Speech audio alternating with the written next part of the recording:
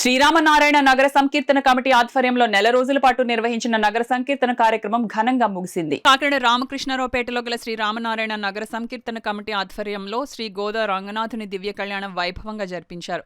ఆలయం వద్ద ప్రత్యేకంగా ఏర్పాటు చేసిన వేదికపై శ్రీ గోదా రంగనాథుల విగ్రహాలను ఉంచి కళ్యాణోత్సవాన్ని జరిపించారు.